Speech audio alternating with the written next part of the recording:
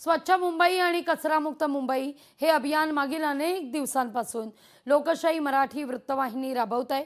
याच अभियानांतर्गत मुंबईतील अनेक ठिकाणी जाऊन रियालिटी चेकही आम्ही केला आहे। याच दरम्यान मुंबईतील प्रभादेवी सारख्या परिसरात मुख्य रस्त्यावर कचऱ्याचा ढिगारा दिसतोय।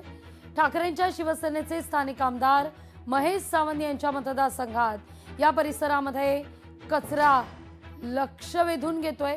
या सगळ्याचा आढावा घेतला आपले प्रतिनिधी भूषण शिंदे यांनी। लोकशाही मराठी वृत्तवाहिनी मागील अनेक दिवस स्वच्छ मुंबई आणि कचरा मुक्त मुंबई हे अभियान राबवत आहे।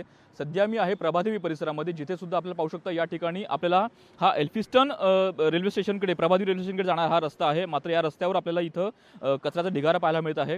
2 कचऱ्याचे डबे आहेत, मात्र ते डबे रिकामे आहेत आणि डब्याच्या आसपास आपल्याला कचरा अस्ताव्यस्त पडलेला पाहायला मिळत आहे। आणि एकंदर या ठिकाणी सुद्धा रियालिटी चेक केलं असता या ठिकाणी कचरा आपल्याला हा पाहायला मिळत आहे। आणि एकंदर इथे स्थानिक आमदार जे शिवसेना ठाकरेंच्या पक्षाचे आमदार आहेत महेश सावंत यांच्या अखत्यारीत संपूर्ण परिसर येतो। मात्र तरीही इथं कचऱ्याच्या उचलणाऱ्या गाड्या ज्या आहेत त्यांच्या फेऱ्या कमी पडत असल्याचं निदर्शनास आलेलं आहे। आणि एकंदर सध्या कचरा प्रश्न जो गंभीर सध्या स्वरूप धारण करत आहे आणि एकंदर या ठिकाणी आपल्याला साधारण 3000 कोटी रुपयाचा घोटाळा देखील झालेला पाहायला मिळत आहे। त्यामुळे हा प्रश्न सध्या आपण सातत्याने मांडत आहोत। लोकशाही मराठी वृत्तवाहिनी सातत्याने या संदर्भात आवाज उचलत आहे, उठवत आहे आणि एकंदर हा प्रश्न सुटेपर्यंत सध्या आपण अनेक विभाग आणि अनेक परिसर देखील समोर आणणार आहोत ज्या ठिकाणी अशाच प्रकारे कचरा पाहायला मिळत आहे। कॅमेरामन निकेश मोरेसह भूषण शिंदे, लोकशाही मराठी, मुंबई। लोकशाही मराठी ऐका, पहा, जागरूक रहा।